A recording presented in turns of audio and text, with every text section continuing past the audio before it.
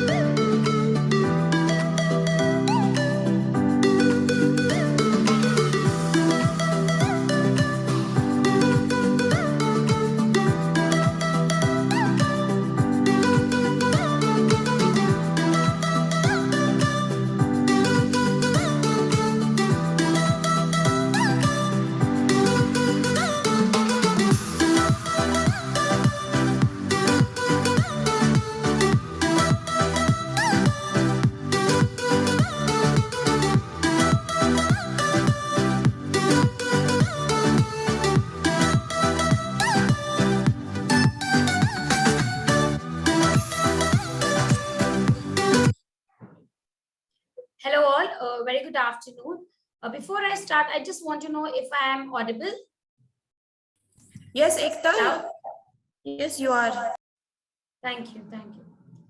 So hello all, a very good afternoon. Myself, Ekta Dubey, on behalf of the Branalytics team and our partner, Impulse by Zozode, we welcome you all on a very interesting roundtable, which is redefining employee engagement by leveraging technology. So before we start this roundtable, there are a few guidelines that I would like to highlight and make you people aware of. Requesting all the attendees to be on mute when the speakers are taking a session. We will be encouraging Q&A after the panel discussion where you can ask your respective questions to the speakers. There are a few guidelines. You need to raise your hands, unmute yourself, introduce yourself, and put your question to the concerned speakers. Before I start, I am glad to introduce our partner, Impulse by Zozode. Impulse by Zozode is a platform that enables organizations to build an engaged workplace where everyone is aligned, motivated, empowered, and connected. Today, we are going to have some interesting insights on similar lines from our partner and from a wonderful set of thought leaders. The roundtable is focusing on key to business success, fostering employee engagement using a holistic approach.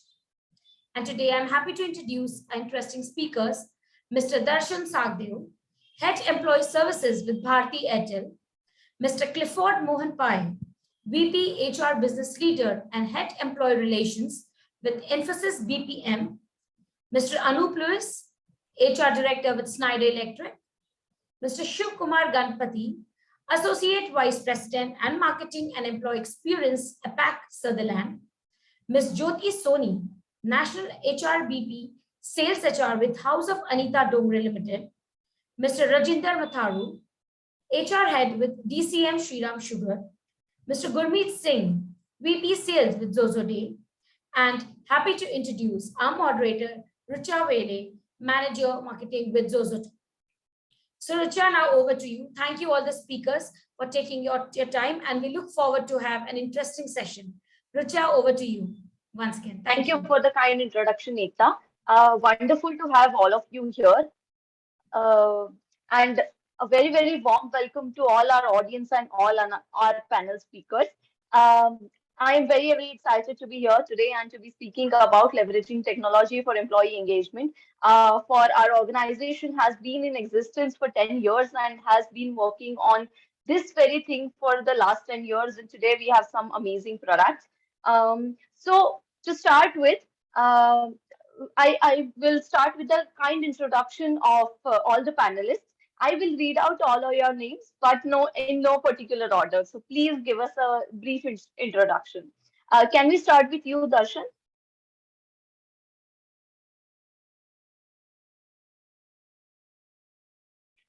Darshan, I think you're on mute.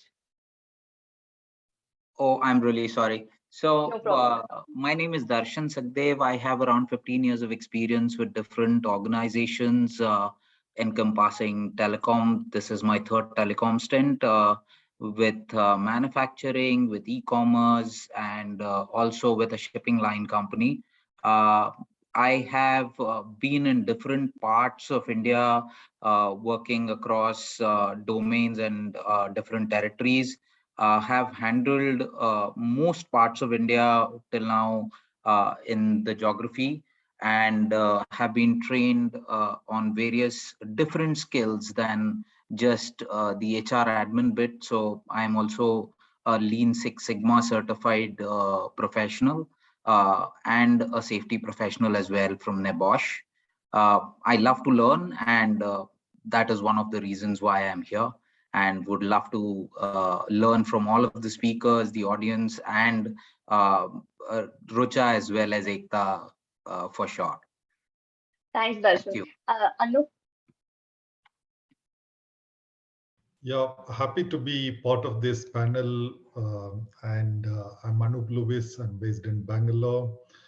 Um, I think I've worked with the three companies so far, which is Torrent Pharmaceuticals, Molex India Private Limited, and now with Schneider.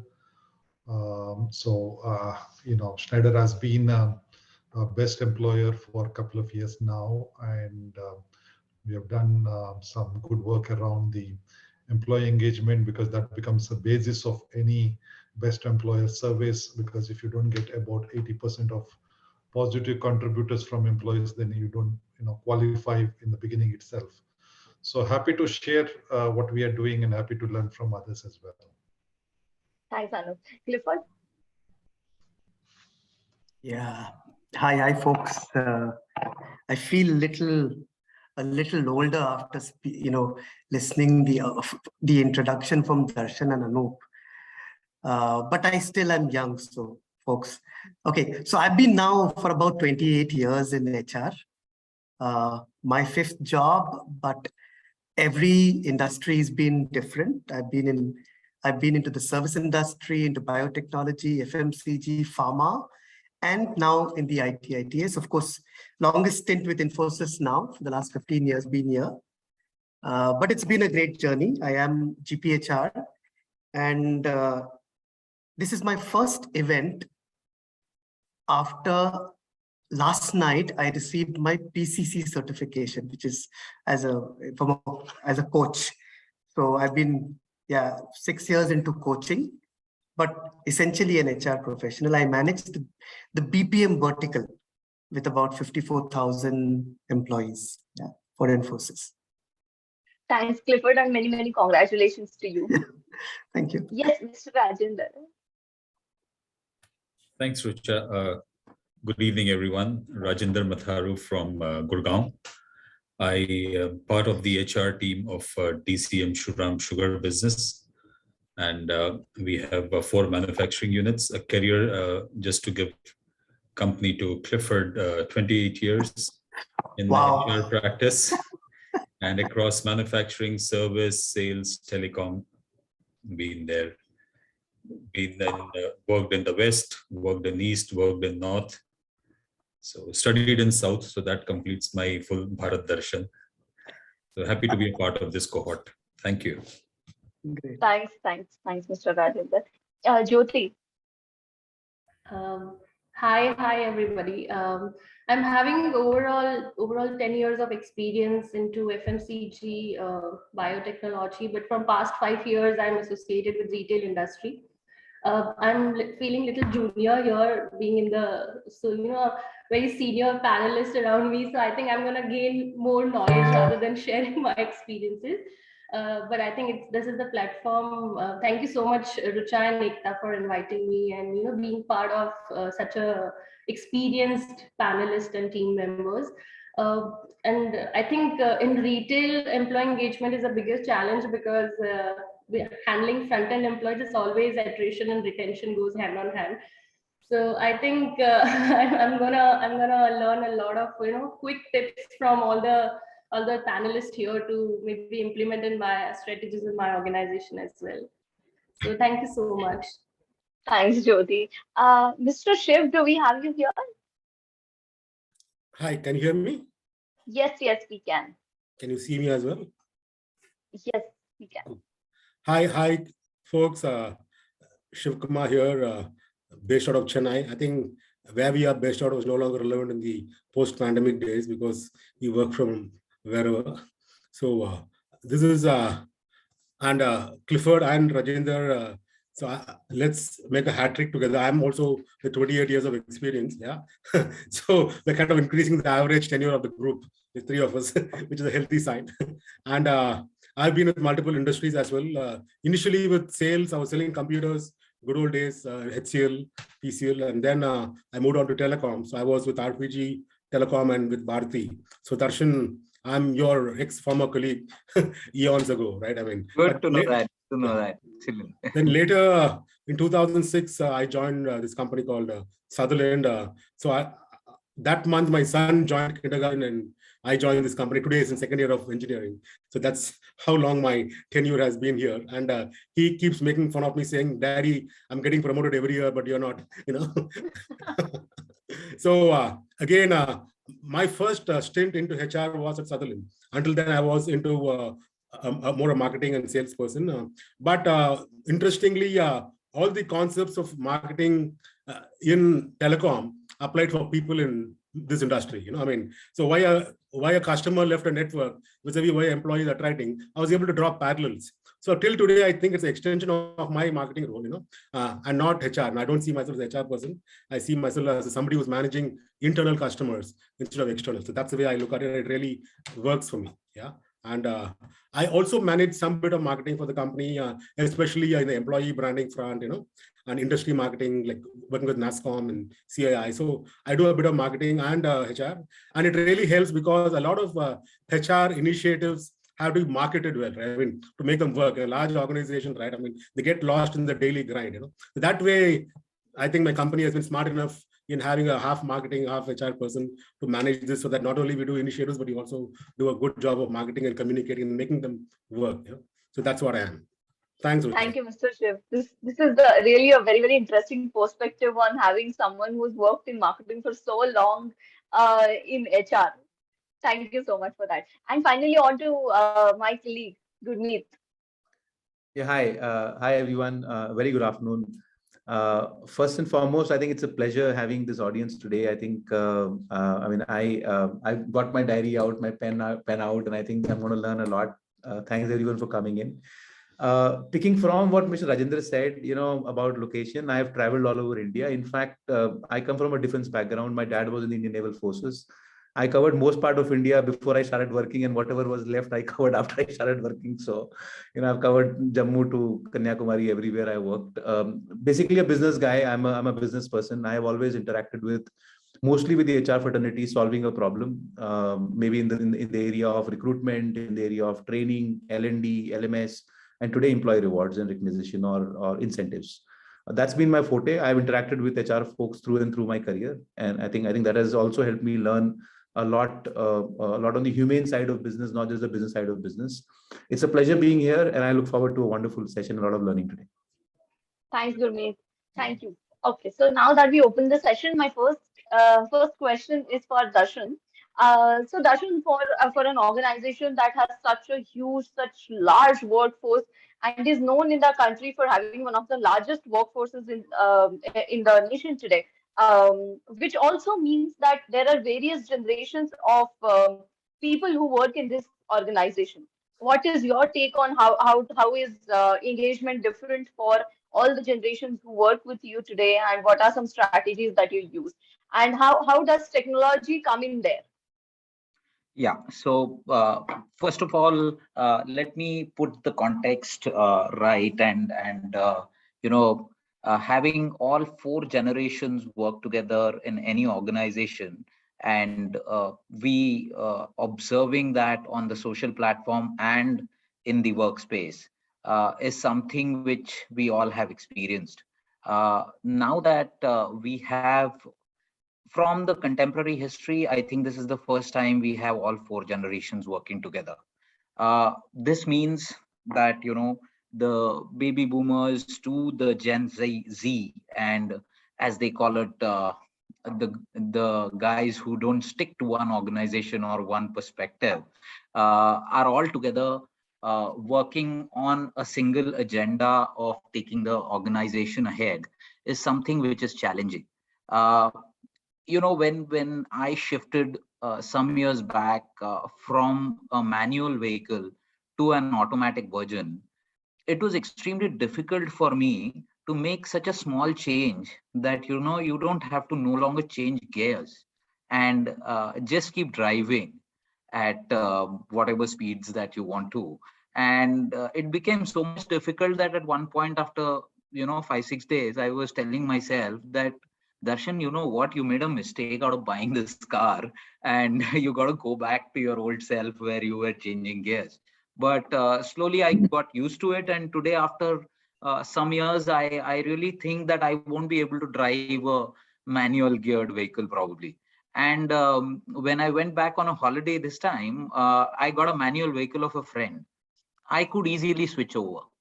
That's the kind of change that we see with all these four generations working together, and which is a very contentious issue for most of us. And I am sure that all the panelists, all the audience who is out there on this call would have experienced this at some point of time.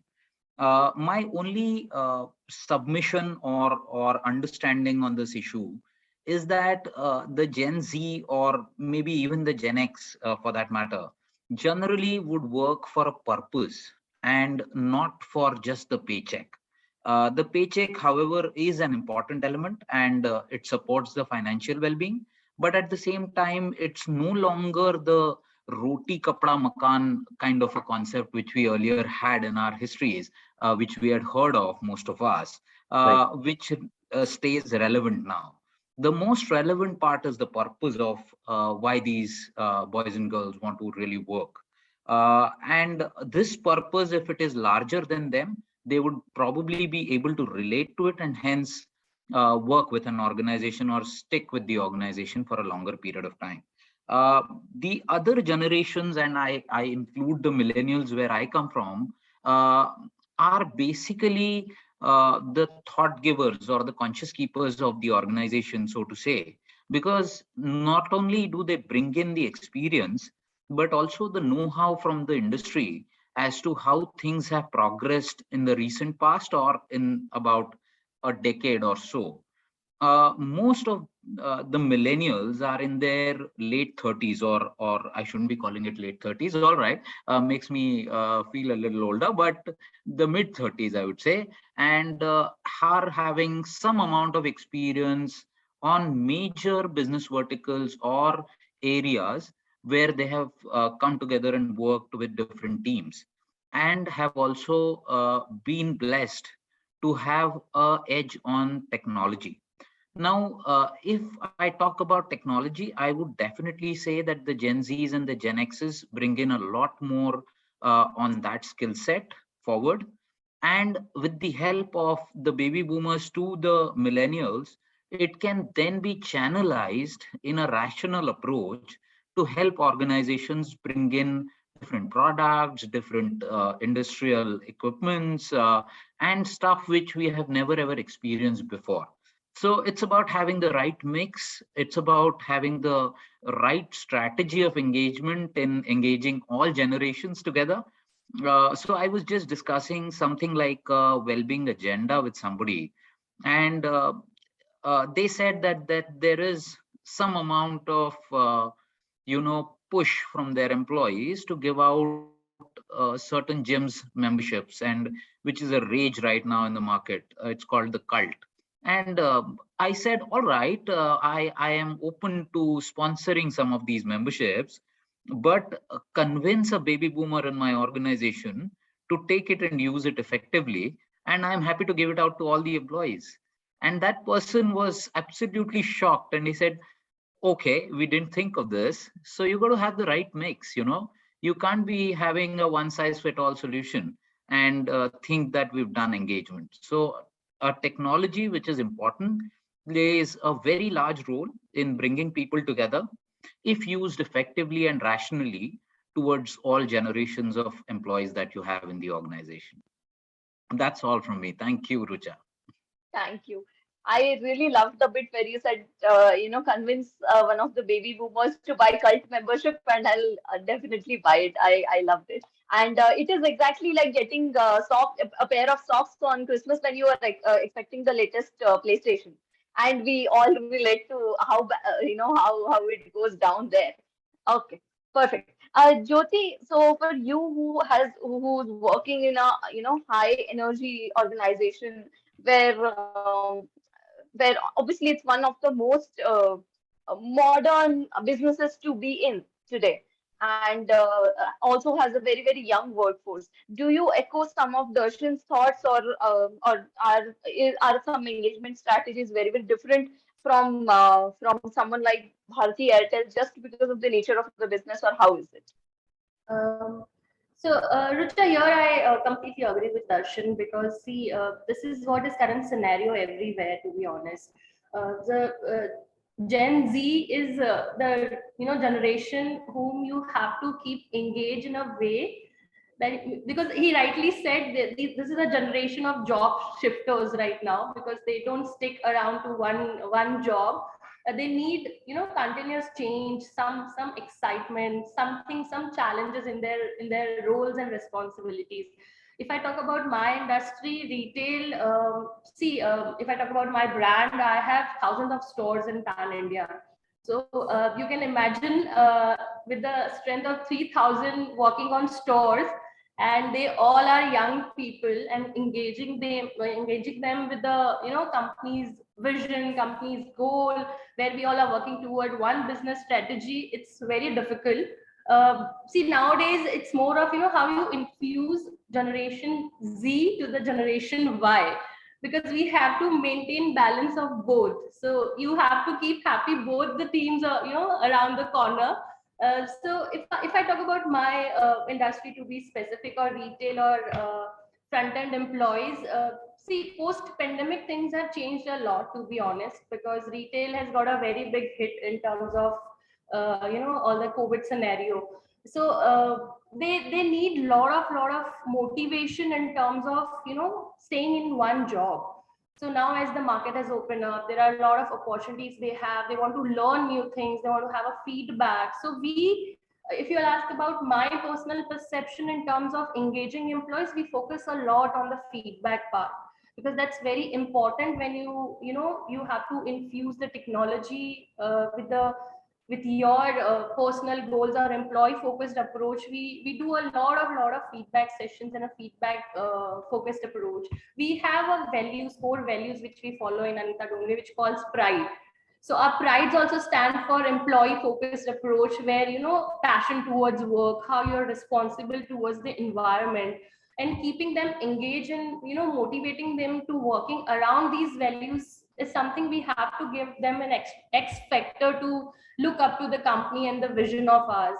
So I would say we use a lot of technologies when it comes to the performance analysis, where we always try to merge everything, where we can get some a productive analysis which can give us an edge to create a strategies around that. So to see, my personal scenario is that nowadays engagement is not just a one checklist in your to-do list. Okay, recruitment ho gaya, employee engagement, we have retentions, we have attrition. It's a business strategies which everyone follow nowadays, and we spend lot of monies. If you go through the research, we spend in even other countries as well. They spend a lot of money to engage their employees and keeping them their well-being, their mental health, their personal health. So I think we here in Lalita Dongre, we believe a lot of trust-based working, where we don't ask a lot of questions if they have a lot of things to say in terms of feedback. So we are always open to feedback. We take feedback so that we can change our strategies to involve them more towards the business. Uh, Continuous feedback processes is through a lot of what do you say, engagement surveys we do, but we keep doing continuous quarterly or biannually surveys we do, through which we get a lot of insights from this Gen Z, and we implement the strategies according to their feedback, so that somewhere they can connect. Okay, this is something which we have put it as a feedback, and it has been taken by the company.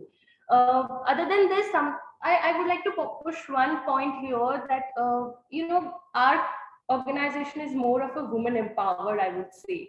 If I talk about the gender diversity here, it's a lot of rural women we connect with. We have a huge warehouse and a production team where they are not very much in terms of social media what do you say, users, or a very tech savvy people. So we have a biggest challenge here as well, to maintain both the both side of employees and keep them engaged.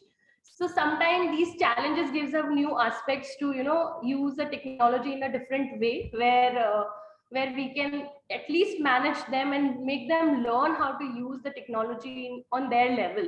So we always feel a lot of challenges when it comes to production, because they're not very tech savvy. But when we infuse the Gen Z into these parts, obviously we get a lot of support from that zona. And front end, it's always see, for me, it's very much challenging, because I have to keep open my Naukri, because a lot of people go and we have to hire people continuously. So yeah, so I think it's not that difficult to handle young generation, but we have to maintain a balance between Gen Z and Gen Y, and I think the strategies roll around towards some mix of experience and some mix of current enthusiasm. Okay, thank you so much, Jyoti. Clifford, for someone who leads HR for an organization that is typically technology first. So some of the challenges that Jyoti mentioned for people who work on the shop floor and might be, the challenges might be very, very different for you. And technology might be a little easy, could be a easier lever to leverage employee engagement. What is your take on technology as an enabler for employee engagement there?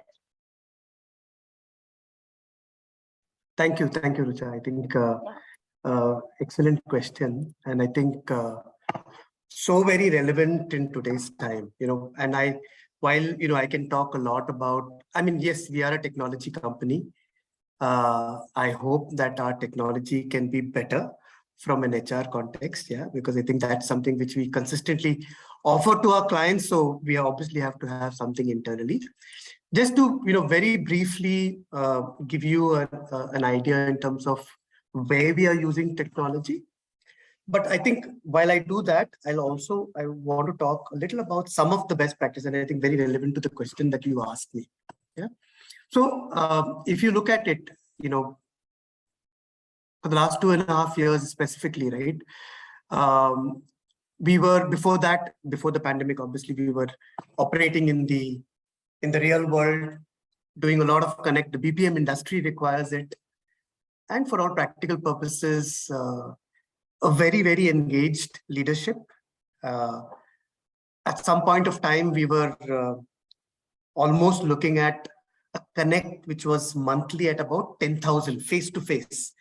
And today, because of technology, because of our virtual platforms that we have, we've kind of gone to about 28,000 connect on a monthly basis. And this is, it is something which is part of the culture of Infosys, and of course, where every leader goes down to floors And now in the virtual world, of course, the connects obviously have increased.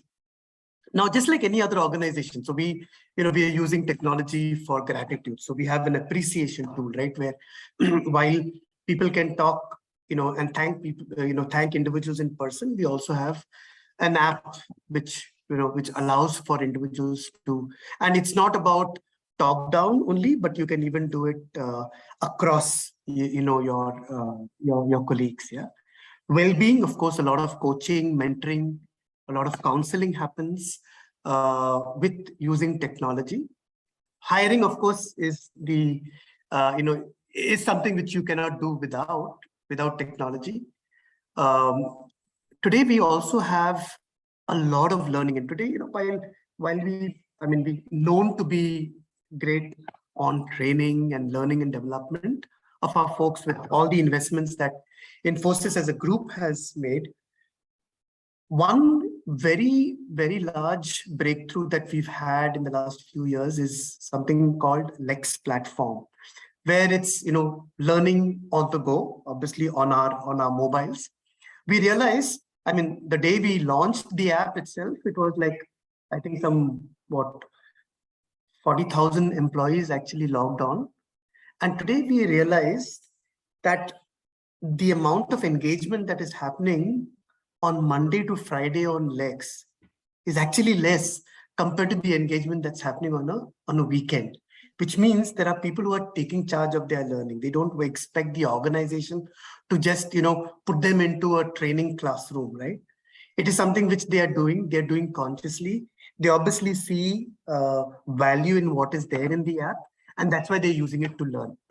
Of course, now with the pandemic, of course, with virtual onboarding that's available, employee rewards are all, on technology. Performance appraisals, of course, was always there.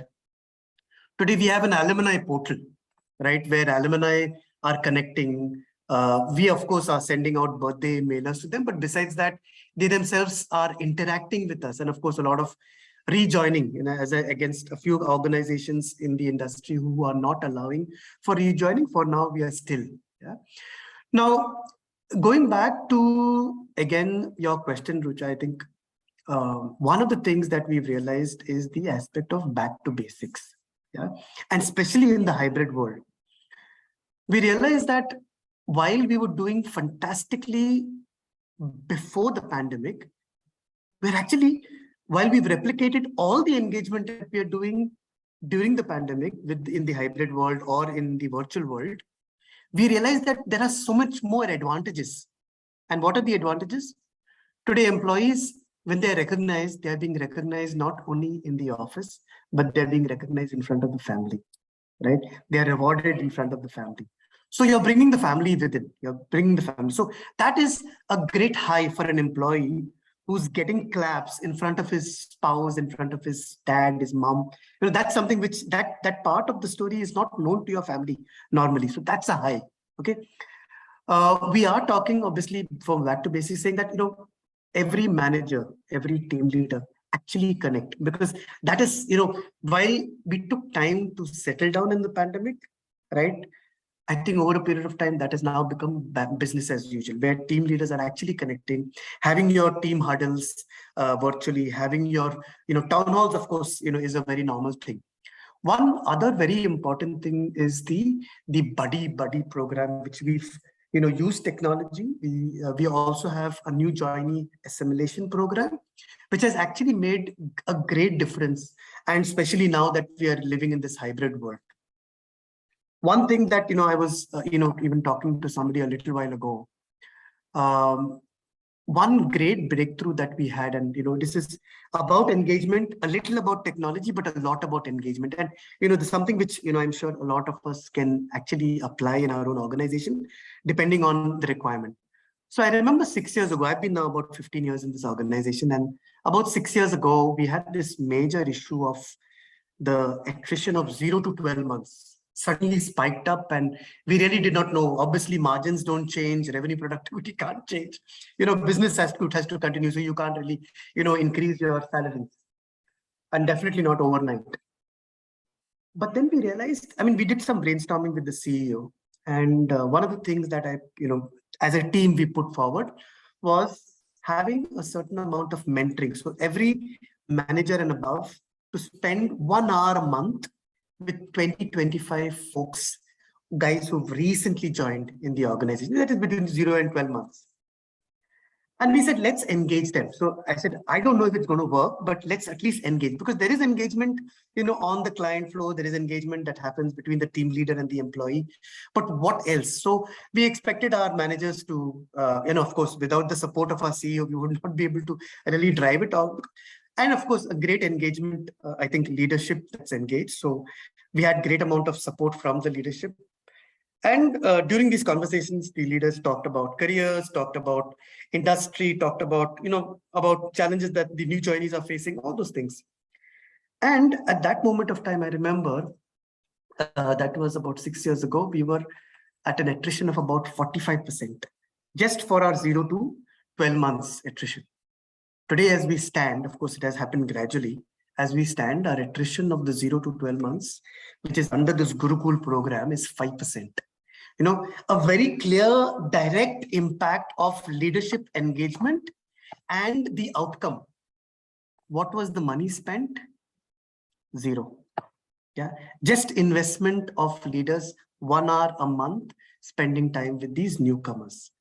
And I did not expect, I had a target. My CEO gave me the target of 25%. Now, the fact that I'm 5%, obviously, I'm not a high performer still.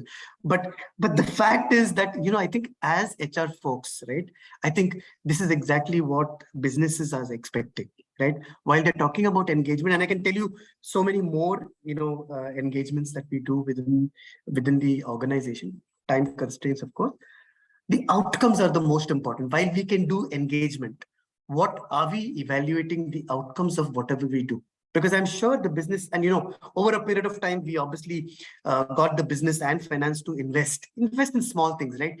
Rewarding or recognizing the leaders who are spending that 1 hour per month, recognizing those mentees who were coming for those meetings, small goodies, right? It creates that ruffle for them. So the money was not much, but if you show them the outcome of the engagement that we do in very clear numbers, I think finance and the business will definitely invest in all that, we want to do from an engagement context. Yeah. Thank you. I can keep going, but I think time for others to speak.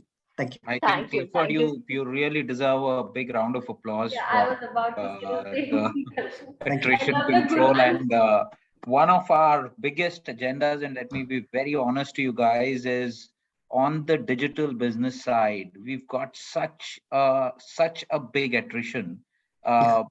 Because and like I said, these Gen X's to Gen Z's would fight for a purpose and would work for a purpose rather than money is so high that some startup giving them a better role or a better exposure, they would quickly grab on and move on from one organization to the other.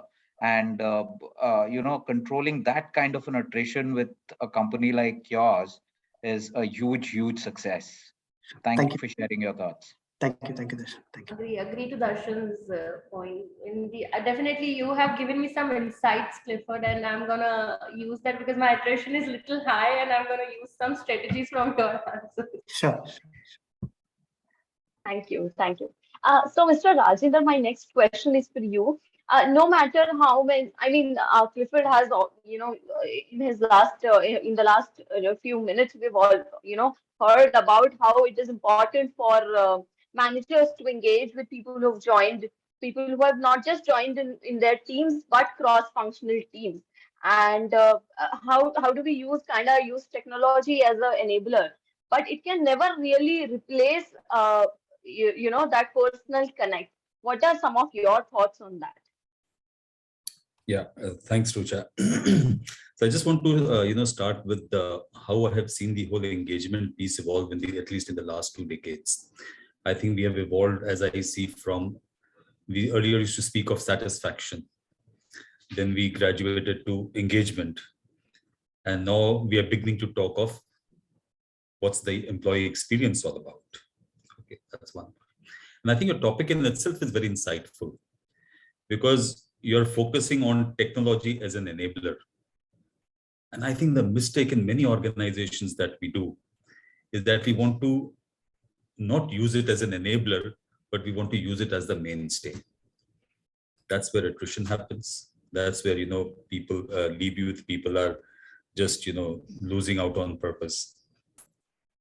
And I come from a background, in my organization where in the last 6 years, over every survey, the engagement scores have been consistently increasing.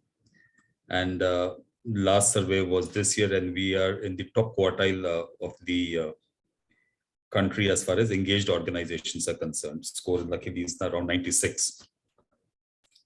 What works for us? So we have always leveraged technology. We have not, as Clifford was mentioning, why are they connecting more on weekends and not in the office? में आप 100 चीजें करते हो, फिर भी वो weekend में connect क्यों करता है? Because there's somebody he or she is able to talk to. Airtel had that beautiful tagline, which my friend will agree, that बात करने से ही बात बनती है. Managers should not lose on their fundamental accountability and responsibility of talking to people. What do they talk about? I think my personal experience tells me you just need to connect on 3 pillars. One is what I call empathy, trust, and a pat on the back. And I think, we say that, yes, came COVID and, this digital revolutions, it helped us to connect better. Yes. We took engagement to a new scale. Yes. Again, a very nice point came that people were getting appreciated in front of their family. But come back, did the even manager, I had employees, even in spite of our high scores, they said, मेरी तबीयत खराब थी, मेरे manager ने एक बार phone नहीं किया, मेरी फैमिली से बात नहीं करी, I was hospitalized. Technology took care of the insurance, everything. Did you connect with your people? And I think that's the missing bit where, I see even in, especially in technology organizations, I have seen people, leave our organizations, go to a technology startup, these are the buzzwords, and come back. And that is simply because of the manager connect, that is missing. Yes, paycheck is important, but I think somewhere these software aspects. So, ultimately, I would like to submit at you, one has to balance out between touch and technology. The human touch bhi rahe, technology bhi rahe. Yes, over the years, if I may say, the participation of technology in our engagement journey has increased, and rightly so, because, we have to cater to increased number of, people's choices, and technology is a great enabler, but let us keep it at enabler level only, not at a replacement level. That's, my take on this piece. Thank you. Mr. Anup, what is your take on this? Oh, yes, go on. I have to make a point, and I'm really sorry I interrupted you, Rucha. So, Rajendra ji, I think I echo your thought on a very similar discussion that I had last week with one of my HR leadership team members, and we were discussing that this can be automated, the other thing can be automated, this can be automated, and we came up with, I think, 5 or 6 suggestions where things can be automated. And we were having a cup of coffee, and he said, cheers, we can do all these projects at once. And I said, that's okay, but let's understand we are from human resources and not technology resources. So, let's not replace the human in the resources. So I think I echo your thoughts completely. Thank you. Thanks. Yes, over to you, Anu. Yeah, so I think pretty interesting insights from the panel. So I think from my perspective, the role of HR is to more facilitate. And as Rajendra ji said, I think the manager is in the center of the engagement, whether it is young, old, different generations, multi-generation, multi-skill, multi-location, whatever you call it, the manager is in the forefront. And if you are able to engage the manager, I think he will do the rest for you. So identifying how we select a manager, how do we engage with the manager, how do we develop, motivate him is the key, because he will do the rest of the activities, for the rest of the organization. So I think that's a little bit from my side. And I think what we are also doing in our organization is that once our engagement surveys are over, once you communicate the results, we ask people that what they think we need to either start, stop, continue, and they decide what they need. And I think involving employees in driving their process is extremely important. I think today, for sure, the younger generation is certainly looking for it. But even if you take any generation for that matter, I think everybody wants things online. They want things to be social, where they also have a say, they have also a like. Everybody wants everything on mobile, irrespective of the generations now. Everybody wants to be involved in the decision making rather than following the decision. They want to be, making the decision. Everybody wants, I think, as Clifford just said earlier, they want to learn when they want to learn, when they want everything kind of just in time. I think people want recognitions very instant. They don't want to wait for months. So monthly awards, quarterly awards, yearly awards have kind of gone out of the window, and it is what you do immediately after at that right time. And if you follow with something later, it should be fine. But I think people want something instantly. I think this is irrespective of the generation from my point of view. Yes, the degree may vary a little bit. Some people may have a little more patience versus a lesser patience at a younger level. But I think this is pretty much what they are looking for. And I think so. Those are some of the thoughts. And then coming to the technology per se, I think um, the the human connect is extremely important. Ensuring the trust, the career opportunities are given. There is empathy, there is development, there is advancement for people. All that is important. But I think largely today, since we are all connecting from distance, not necessarily coming every day to office, I think the technology does play a major role.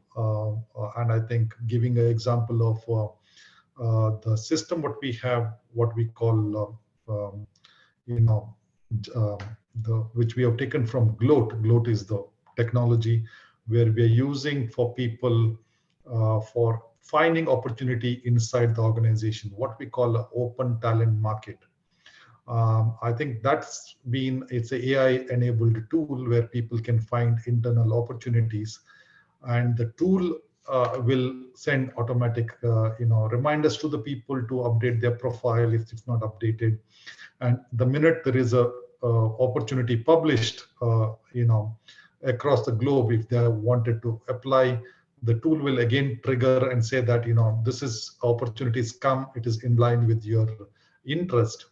So that's been a great platform for us during the pandemic. Fortunately, we were ahead of the game a little bit, and we had implemented in about 2018-19 this system, and I think we took leverage it completely during the pandemic. And even sometimes when I was sitting for a quality kind of a role where it is not the utmost preferred by many people, and nobody applied for that opportunity. And I sat with the hiring manager, and the system suggested us about 8 names who could fit into in that location. And then we shortlisted 2 names. The manager spoke to them. Within the next 2 days, the offer was rolled out. So we could close the position in 3 to 4 days. And this would not have been possible without a technology, irrespective of people not applying for the position. So I think that's the power of technology. And on this platform, we also have a mentoring system, so people can choose mentors across the globe. Schneider has 150,000 employees across the globe, and people could choose across the globe whom they want to be mentored. The mentors and mentee both registered themselves. Again, the AI system kind of help them to connect. They can pick and choose whom they want. If they don't like somebody, they don't have to choose. And the other one on the same platform, we have projects. You could publish the projects what you have in case you're running short of resources, etc. And let's say somebody wants to make a career in AI, and there are some projects in AI people can do as an extra stretch assignment with them. And after that, if they like the role and the managers likes them, then it automatically there is a better match, and you could hire as well. So I think that role of technology it cannot be ignored. I think Clifford, I think just to add to what you said about your platform, one of my colleague who was working with me at Schneider, he has left and joined Siemens, and I think he is using the platform what you guys have developed, and he was having similar thoughts what you said. They're using, taking care of that tool or platform, and I think they have connect with many other systems from a knowledge perspective, but I think the tool is throwing them again based on AI, etc., the learnings, etc., and they're taking a great deal of advantage for there. Of course, Schneider has we have something called My Learning Link, which is our own internal tool, plus of course many other cornerstone as a platform what we have. Again, here also the system is kind of supporting people to learn what they want to learn, or what people have learned using a similar technology, like kind of your Netflix, etc. It keeps suggesting you what you may like. So I mean, those cannot be ignored. And the last point which I think Rajinder mentioned about engagement to employee experience, I think it's overall employee experience. And today without technology, while human connect is extremely important, I don't think we are disputing that, but I think technology enables you a lot. So I think these are some of the things which we do, and it has given us some great results. One last point which I mentioned, I think which somebody else had touched upon, the role of the leaders connecting with the team. I think sometimes when our higher ups used to come down, we had our executive vice president came down, who reports to the global CEO, to Bangalore. I think typically what happens, they get into a boardroom, have their presentation. So this time we did something different, and we had something called innovation walks. So we told the people that there will not be any presentation in the boardroom, whereas the presentation will be on the workstations of the people, and the executives will come down to the workplace, and people will present to them and the workplace. And everybody could listen rather than two leaders going up or one leader going down and presenting to them.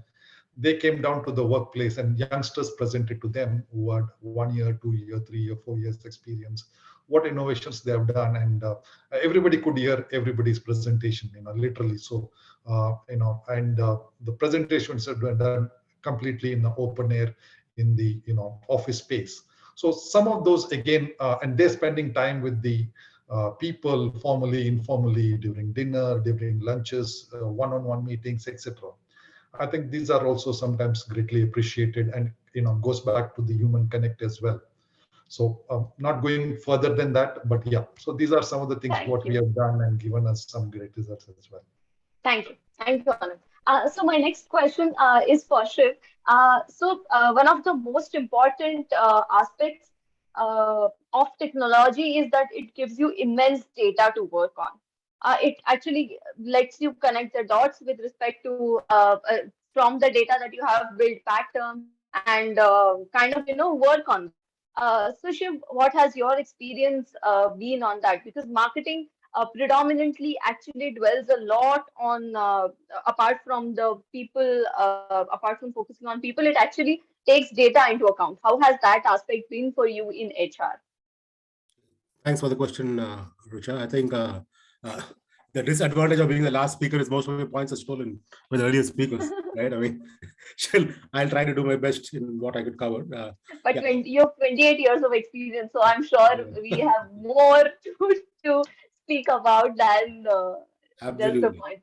So I think I'm just taking a step back, So for me, I think engagement is not an initiative, it's not a function, I think engagement is more a state of mind, right? I mean, that's what I look at it. So when I get up on a Monday morning, I'm excited to go to work.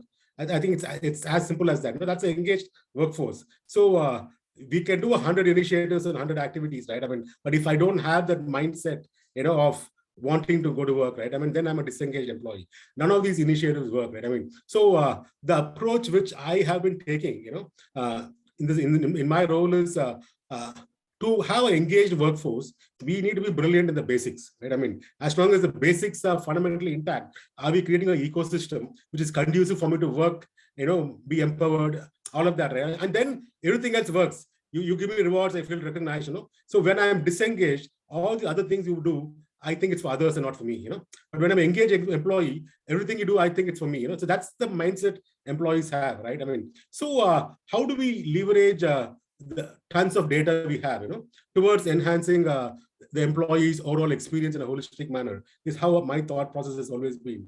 And again, further to demystify it, right? I mean, overall brand experience of an employee, since I'm a part marketing guy, I mean, see, if I worked for Bharti, right, my brand experience is the summary of those individual experiences I had throughout my tenure there, I mean, so right from somebody giving me a call, a recruiter giving me a call, asking whether they would like to join Sutherland, whichever brand, right? Till such time my full and final settlement is done, when I leave the company, there are so many touch points in the organization, and every touch point is a moment of truth, right? I mean, I'm gauging the brand. Is it, and I can either become a promoter or a detractor of the brand, depending on the experience I get at every touch point, and not all these touch points generate data, but there will be some significant touch points which will generate data. And I think that is of a great wealth. And how do we convert that data into insightful, inferences which we can action upon proactively and work in the background? So I'm not going to send out communication to the employees saying, I'm doing this for you. This happens in the background, but it naturally helps me to make it a better place for employees to, work for. So that's the approach which I've been taking. I think we've been fairly successful in doing that over the years. So what I have created, just to give an example, is I have an employee experience dashboard. So why should only business have a dashboard? I mean, you have your various metrics that you drive. Why can't? And when it comes to HR, it's only attrition, shrinkage, absenteeism. I mean, it's very standard, right? I mean, why can't the experience of an employee be measured? And there are no benchmarks set initially, right? Because something new. So what we did was we started identifying various touch points which could probably create a negative employee experience, if things did not go well. So what are those touch points, and where could we, and do these touch points have data? That's the way the approach was. For example, a very basic thing is I apply for leave, right? I mean, so 10 years back, there were concerns that a lot of business, a lot of volumes, leaves are not approved, and employees, while it is they're eligible to take leaves, they were not approved leaves by managers. But today, things have changed. Companies are evolving, are much more mature, and managers are also responsible to a great extent to ensure that employees take leave. So today, what we are measuring is, let's assume I'm going on a vacation, 1 month down the line, the 22nd of August, I want to go on a vacation, I apply for leave today. Assume I'm a junior employee in the company working remote. I don't get to see my managers, So, and I have multiple business units in my company. In business unit A, my manager approves my leave tomorrow. So I've applied today, tomorrow. I'm happy, I know my vacation is on. Business unit B, the leave gets approved on 21st of August, one day before, So the mental trauma employee goes through for these 30 days, will it get approved, will it not? It's a crazy thing, right? Today, that is the level of experience. It's not engagement, it's leave approved. But when did it get approved? So that we start measuring. And we have data to show that, So when we out of 120 business units, one business unit averages 24 hours, another business unit averages 10 days. There are instances where employees become absent and then it gets corrected to leave, So this is what is experience, right? So how do we use this data to correct people, manager behavior, educate them, instruct them? This is what we need to do. So that is, I'm just giving you one example of how something very basic as leave, and the experience employee goes through in the process of taking a leave, which is its own birthright, and ensure that it's a good experience. So that is the approach, while we also do the other things which everybody spoke about, For example, in this industry, people work 24/7 to 365, So people tend to work in shifts, night shifts, So, and the rostering of their schedules is an important aspect, So, and that's a touch point which could create a negative experience. So again, a project A, if I'm in a 5:30 p.m. shift, I am in the same shift for 3 months, In a project B, my shift changes 3 times in a month, So that's a negative experience, So today what happens is, when an employee resigns, there's nothing much we could do about it. I mean, he's made up his mind 6 months back. But what was that trigger 6 months back, which could have been avoided so that he did not be forced to update his biodata and apply for a job, because people try to salvage once people resign, it doesn't work, because the decision to leave has happened 6 months back when there was a negative experience, and how could that negative experience be minimized, identified? So there are enough data points, like the example of scheduling. So we regularly monitor, and whichever unit has got multiple shift changes in a month, we tell them this is not on. HR tells them you need to have control. And even if you're going to change the shifts, it cannot be from 5:30 p.m. one day to 2 a.m. another shift. But that's a huge change. So we brought a policy saying not more than two shift changes in a month, and even the shift change, it cannot be more than 2 hours before or after the previous shift. If I'm on a 5:30 p.m. shift today, I can be moved to a 3:30 p.m. or a 7:30 p.m. You can't tell me to come at 1 a.m. That becomes hectic for the employee to manage, right? So there are, like this, I could go on. There are dozens of data points available which help you to understand where we stand. Initially, we did not have any benchmarks set for these. So we did not know what is good, what is bad. But once we started following patterns across business units and we see somebody doing well, that becomes a new benchmark. Then we start pushing for it across all units. Then somebody does it better. So there are enough employee data points available which we could derive insightful data which can help us make their lives better, make their lives simpler in the organizations. I think that's one big way. I think Rucha, we could look at leveraging technology, to enhance employee experience. Thank you. Thank you. So Gurmeet, for someone who has worked in an organization that has predominantly a part of building a solution to employee engagement, and then of course scaling it across the globe, how has your experience been, and what are some major things that we have been building at Impulse by Zozole? Something that you would like to speak about? Sure. I think let me first start with wow. I mean, what I heard from the speakers here. I mean, I've got a lot of notes I can add on to our business pitches and maybe internal external discussions. And it's a great session. It's a learning session for me. Coming to your question, so at the company, first let me talk about the organization by itself. We're about 400 employees. We've, like everybody else, gone through our journey from pre-COVID, COVID, and now trying to get back to the office. And we are a tech company, we're a product company. So we have ourselves seen a very big spike in terms of usage of what we thought we want to sell internally for ourselves and for our customers who bought this from us pre-COVID. I mean, we ourselves seen our usage numbers, different methods, all of those numbers are going up for even customers and for us internally. That's one important piece. As a company, we are very agile, we are very sharp, mostly millennials, very easy for us to adopt technology. So we've just been on the other side, and we've just seen it very easy. But hearing what I heard today, I think, and I relate to some of our customers that we work with, like an FCA or a KPIT or a Continental Automotive, who are not necessarily tech organizations, and a mix of tech, non-tech, and maybe even floor shop people. I think technology is now getting into has really enabled a lot of consumption of tools. So for an example, just going back to some examples here. So Darshan was referring to, and I really loved that example of car drive, manual and automatic. I think this is exactly what has happened. I mean, I'm sure 15, 20 years back, these rewards or appreciations or recognitions were happening offline. People were going onto the floor. We couldn't do it in COVID, right? Because we're not even going to the office. How do we go to the floor then? How do we go to the office then? I mean, how do I meet my colleague if I'm not even going to the office? So exactly that's what has happened. I mean, we've seen companies come back to us and say, we think we want to use it now. Come back to us saying, we already had it, we didn't use it. Let us know, how do we use it now? And they come back and saying, oh, this makes sense now. So that's one example. You really kind of caught me right there. And I think Jyoti, and I'm going to pick a few examples because, like I said, I started with wow, because all of you have given great insight. I'll kind of dedicate what I'm speaking to what you all have spoken. Jyoti spoke about core values, pride. That is exactly what we do at Impulse. Impulse as a platform gives you the leverage to offer core values, pride, value cards in the morning, in the night, in the afternoon, over a weekend. You're out of the office, inside the office, bad mood, good mood, you can do it whenever you want it.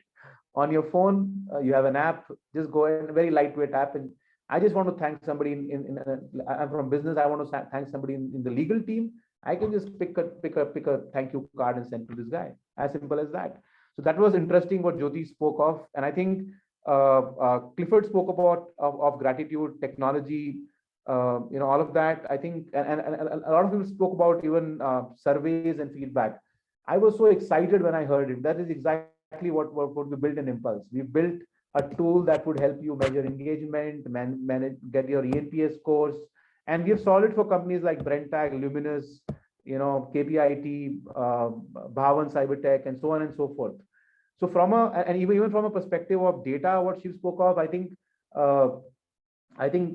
very valid point. 6 months later, you can't do much if somebody has already decided. Did you know if this person is going to move on?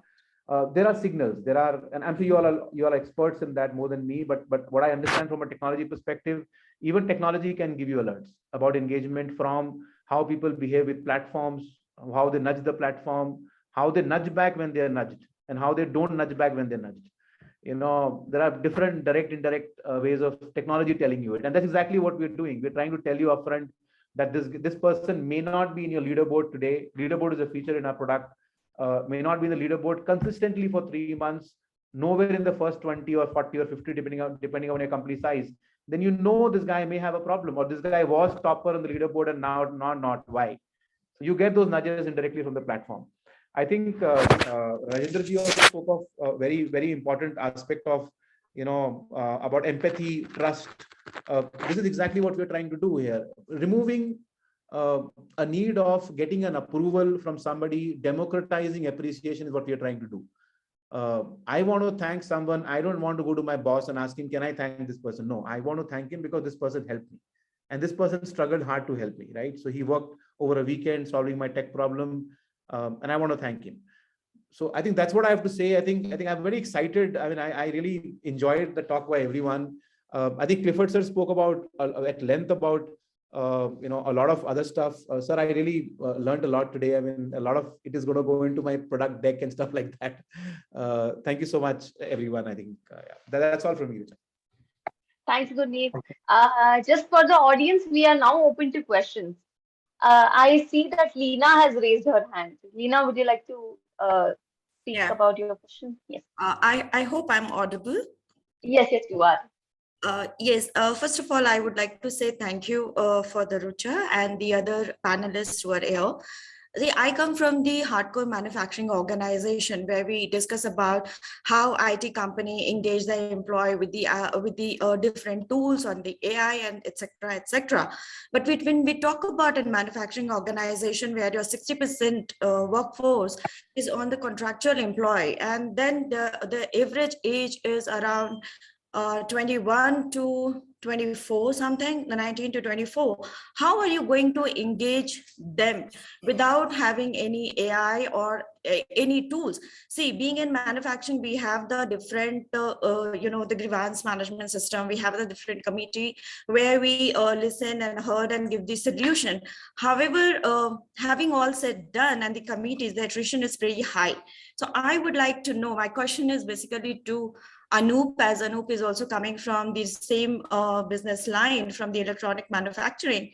How are you engaging it and how are you ensuring that those people stay with you and the retention strategies basically? Yeah, the question is for me, if I'm not mistaken. Yes, Anup. Yeah, Anup. Yeah. Yeah, and specifically how we are engaging the manufacturing workforce, what you wanted to understand? Yes, and I want to understand from the DL perspective, from your contractual employees perspective, not from the on-roll perspective. Yeah, I think for contractual perspective, to be honest, we are not differentiating between our employees and contractors. I think that's the first thing. End of the day, when they are working together, they are one single team. And in case we start differentiating, you are a contractor, you are a permanent employee, and then you have lost the game then and there in terms of engagement. So we don't differentiate. That's the first thing. And second is whatever engagement activities what we have, we extend the same thing to all the employees, irrespective of which company they come from. There may be, I'm a part of the IT vertical, and we have, vendors who are, service providers, etc. Again, I don't want to name anybody here, but from sometimes big companies as well, who have great practices as well. But when they are inside our organization and if they are working along with our employees, end of the day, they are our employees. So that's for part one. So in terms of the other things which I explained, I think more or less everything holds good for all the employees. What we don't have is, again, with the whole humility, what we don't have is we don't have them on our platforms for legal and other reasons. So in case we are using technology, for example, recognizing people, we would not have our contractors there. But in which case we work with those contractors, and whatever rewards are given, we ask them to replicate that back to them. Just to give you one example, again, this is not necessarily from manufacturing, this is more on IT side. There was one person who worked round the clock, and even beyond, to ensure that our quarter end sales happened, and there was some technical glitch. And our employees were not given an award, but he was given because he did the bulk of the work during that time. So when it comes to manufacturing specifically, I think what advantage for us is they're all available on the floor at least for 8 hours. So I think that's again a big benefit for us, so that manager could again engage on rewards, on career, and etc. Now, what we do for contractual workforce in the manufacturing side is that many a times they are picked up. If there is a permanent opportunity, they get the first chance to come on board, and that's the understanding we have with our partners who are supplying those people for us. So that means they have an opportunity to come into the organization. So that means they have career advancement, and all other learning and recognition and all other platforms are, again, as I mentioned, we don't differentiate and we give it to them as well, and including the benefits. There are companies where I've seen certain amount of benefits like transportation, etc., is not necessarily given to the extended workforce, etc. Here again, we don't differentiate. I think this is in nutshell. If you have any specific questions, thank you, Anup, for the answer. However, I think the committees and all that we have in our organization and the facility, we think more from the contractual employees perspective, and there is no differentiation what we get and they get. And the similar, because of manufacturing, we have the certain rules and the laws and the government reinforcement where we have to take care of that as well. And Rajinder, I think he's coming from the manufacturing setup. He can, I guess he want to share some inputs here. And thank you so much, Anup. Yeah, Reena, I just wanted to add, we approximately engage about 3,500 to 4,000 contractuals on a monthly basis. We have to understand that contractual is a form of employment. Okay. And as Anup rightly said, once you are inside the factory premises, kindly do not differentiate. And I think that's a big blunder that we make. It's us versus them. Treat them as one. Like Khalil Gibran says, drink the same tea. You may not drink from the same cup, but you drink the same tea. You sit in the same dining hall. The same people, you get the extension of same welfare facilities. And secondly, in India, we have a mindset, unfortunately, not so much fortunately, I would say not so much in the West. Contractual labor by definition and by the nature of employment is taken as very cheap, easily available labor. And we don't focus on quality because we just need a pair of hands. Aaye apna kaam kare aur chala jaye. Kindly focus, on the quality of even contractuals that you are hiring. We have a very strict norm for even engaging a contractual labor, because only then what Anup said, that whenever there is an opportunity in the permanent cadre, so to say, you can evaluate them fairly. When they see that there is an opportunity which is based on merit, I have conviction that your attrition problem or your ability to retain will definitely go up. And secondly, post-COVID, and again, this we are experiencing in our organization, a little more affirmative action with respect to proactive healthcare measures, maybe an insurance coverage or a routine medical checkup in a manufacturing environment can go a long way to help you to retain your contractual people. That's my learning post-COVID, and especially in the manufacturing sector. Thank you, Rajendra. Very well summarized, Rajendra. Thanks, Rajendra. Yeah, I want to make a few comments. Yeah. So a few comments on some of the things that have been said, but I also want to address Lena to start off with. See, Lena, I think whether you're contractual or your workers, your own workers, yes, absolutely. I don't think you already said that you don't make any distinction, but I think it's about engagement. Yeah, engagement offerings are based on what your requirement is. Yeah. We may be from different industries, we may be from different organizations. Get to the root of your problem statement. When you ask that question, do you understand? The problem is we put in a solution without understanding the problem. And I think if we spend 90% of our time on what your concern is, what your problem is, the solution will come in.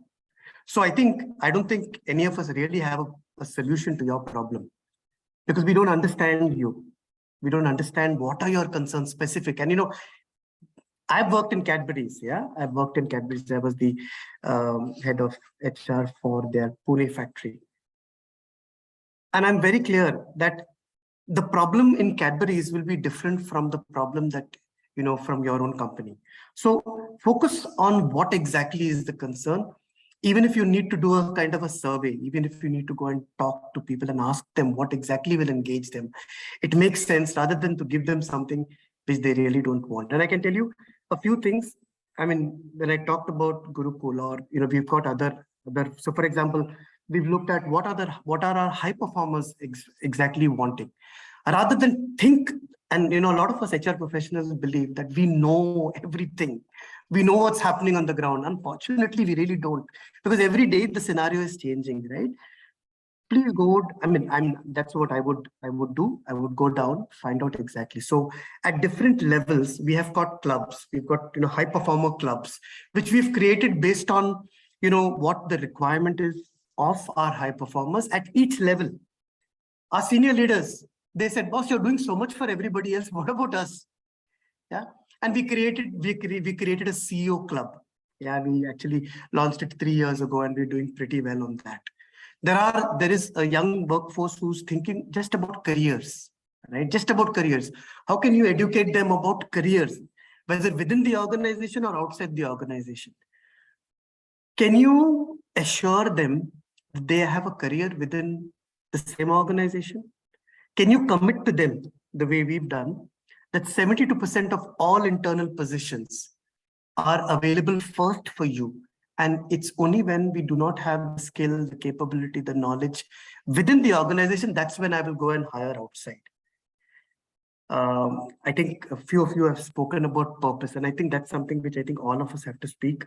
We are actually doing a lot of work on that area, understanding what exactly. We've done some surveys also in terms of purpose, because a lot of people today, attrition is related to the clarity of purpose or their own angle of how they're looking at life. Balance in life. I think that's something which is also happening. And one last point, I just want to, actually 2 points. One is another engaging thing that has happened for us is, especially where youngsters are, if you can provide learning and also add a small incentive to it. In fact, it has worked very well with us. We call it iLeap, where we talk about learn and earn. So they do a small program, which is possibly a 6 months one, which is internally built. Yeah. May not take them and make them great leaders or managers, but the fact that they are doing a program, doing a kind of a survey, which gets them to clear the program itself, they earn some. What about $20,000, $30,000? That's something which is an incentive for them to learn. That's something which has worked very well with us from a retention context. Yeah. And one last thing, because some of you were speaking about technology for employee satisfaction. I just want to tell you my own experience, and specifically 15 years with Infosys. There is no relationship between employee satisfaction and attrition. The best of employee satisfaction survey, sales survey scores, you will also have those flows which have the highest attrition. Let me tell you that. It's no relation. What the employee is saying, I want to be with you. It's a great place to be. But boss, I don't want to do this job forever. Simple as that. So just because you have a high employee satisfaction level, there's no way you can conclude that you're going to have a great retention. There is no connection actually between ESAT and attrition. Yeah.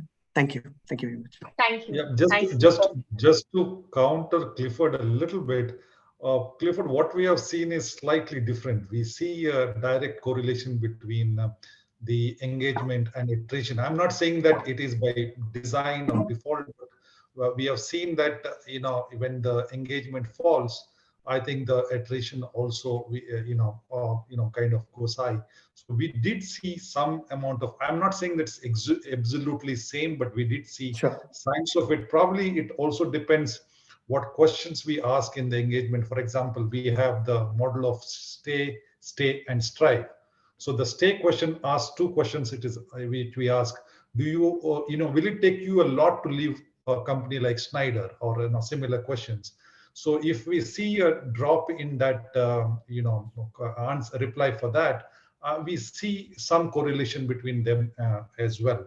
Just to add maybe a few, I think, great practices you shared, Clifford, is that what we have found is that from an HR perspective, we are trying to institutionalize some of our practices. So we have started something called a career week, which happens, probably once or twice a year, so that you have some specific focus during that week. I think that has helped us to increase our, internal opportunities, and we also give first chance to employees versus outsiders, and then it moves to outside as well.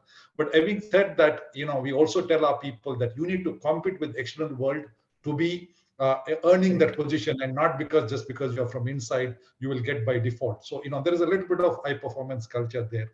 And we also started a campaign called Unleash Your Potential, because Schneider is quite diverse. You have supply chain, your commercial organization, your IT organization, your R&D.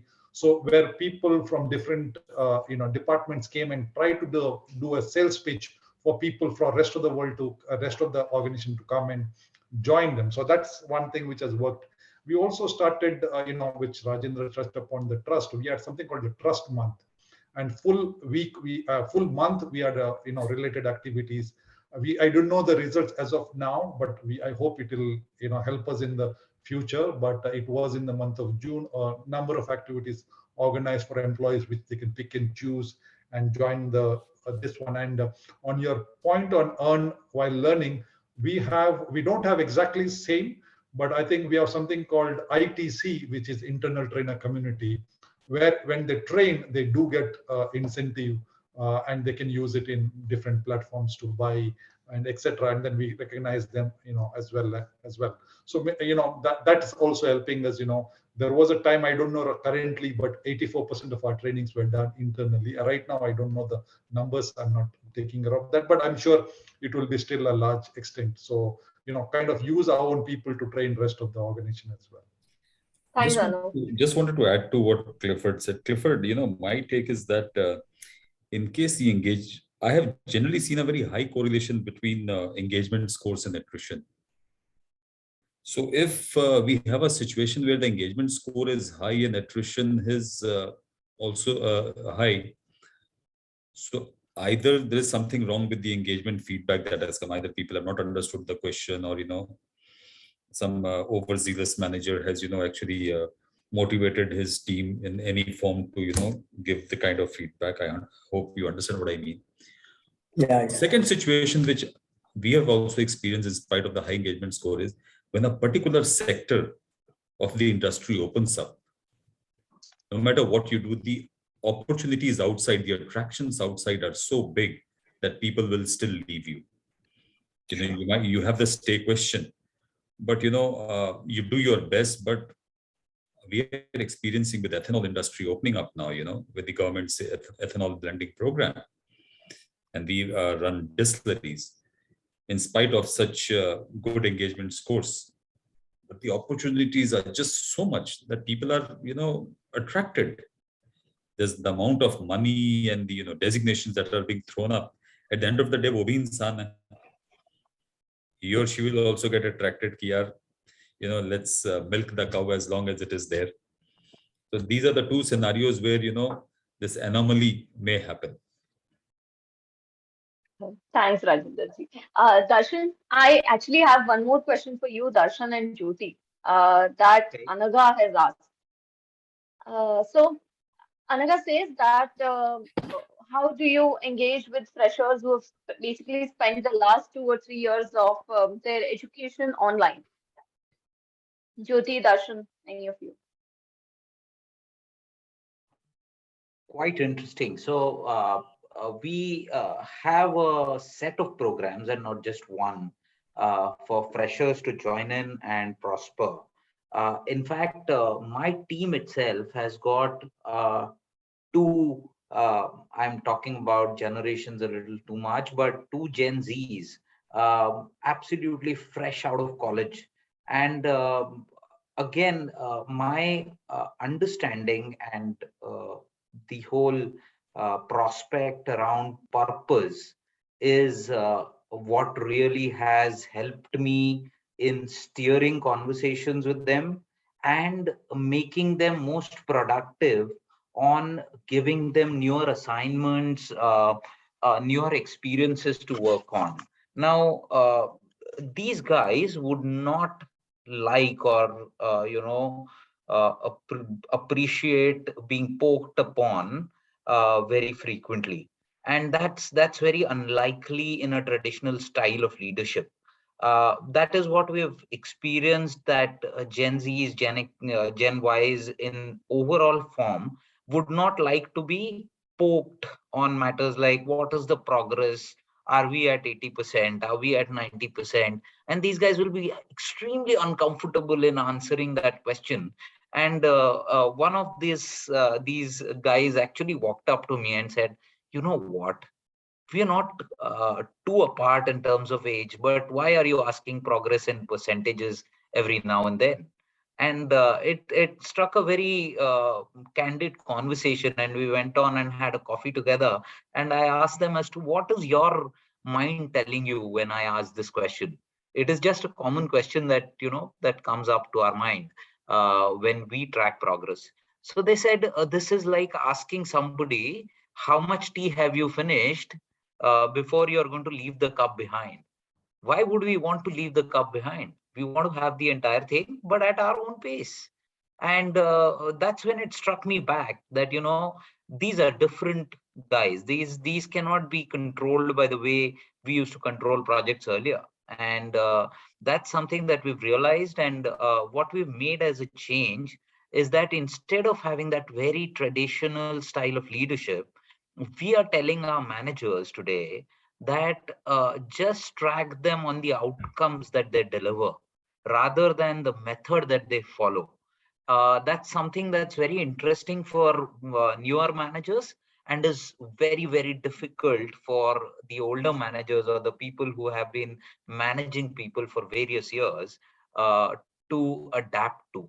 But slowly with our step-in program, with program where we encourage women employees to come on board and work from home on an endless time frame. So we don't say you come to office on a Monday and a Friday and a Wednesday and stuff like that.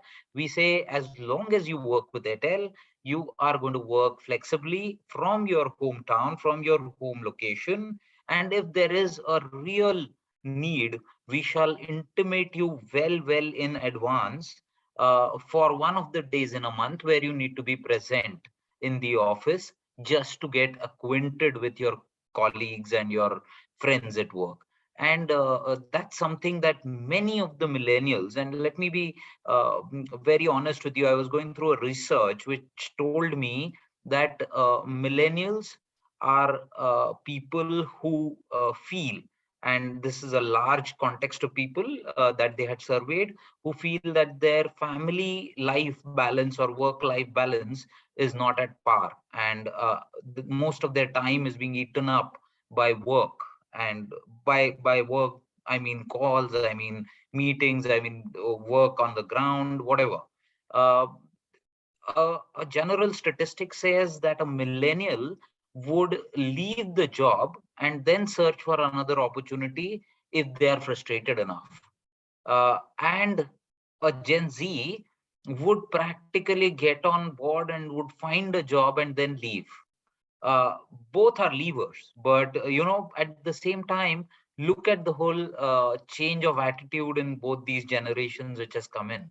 It's quite interesting to read such reports, and we take note of these in our minds and create strategies around this to educate managers, because at the end of the day, like Anup said, the entire lever is basically with the manager.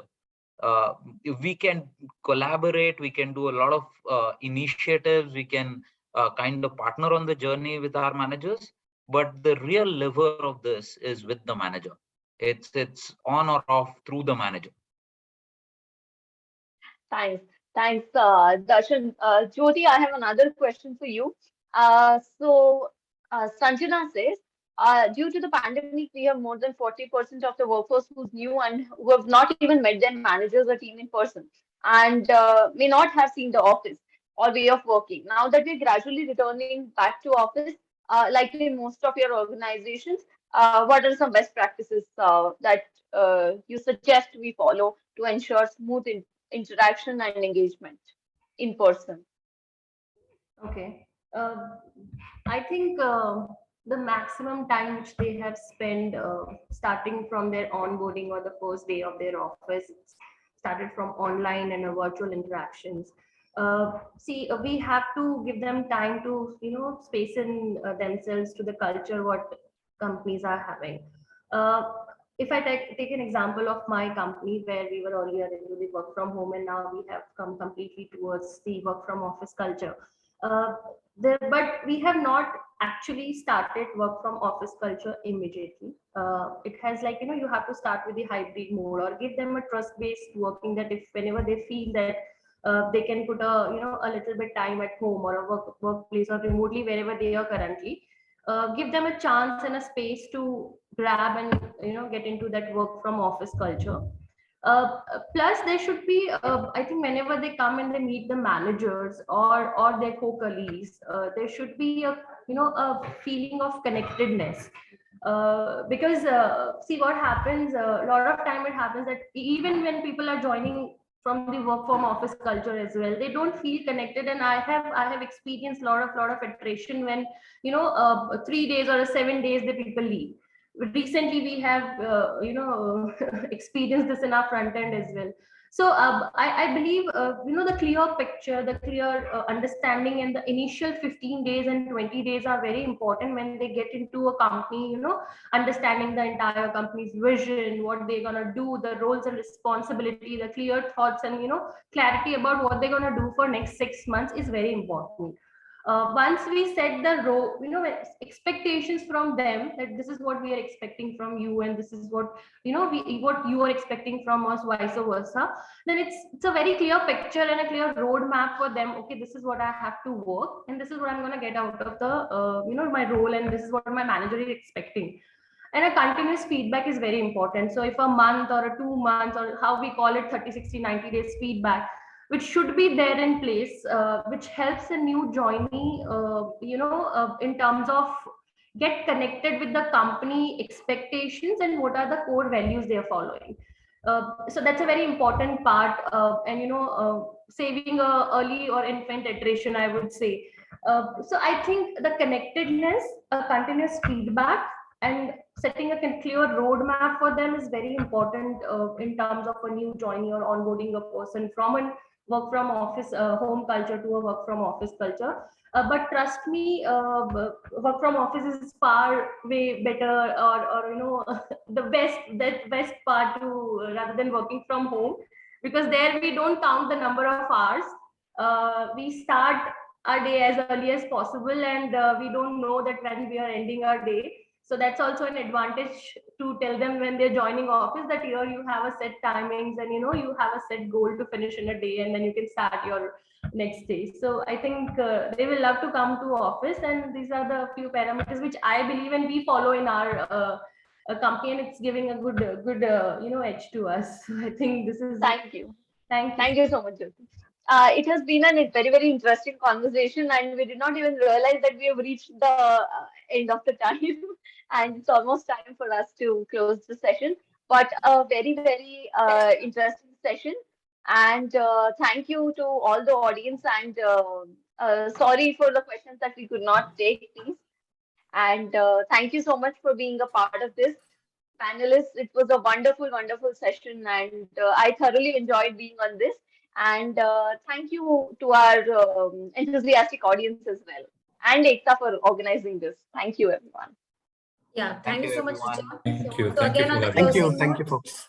Thank you. again, on the closing note, I would of course like to thank you all the thought leaders for taking out your precious time Friday noon, being with us, sharing wonderful insights, which actually made the audience ask you so many questions on the chat box and on person. So yes, and lovely audience, thank you so much for making this session overall interesting. Thanks, Rucha, and thanks, Gurmeet, for always associating with us. And everyone, please take care of yourself and have a lovely weekend ahead. Thank you. See you. Thank you. Thank you. Thank you so much, guys. Bye. Thank you. Have a happy weekend.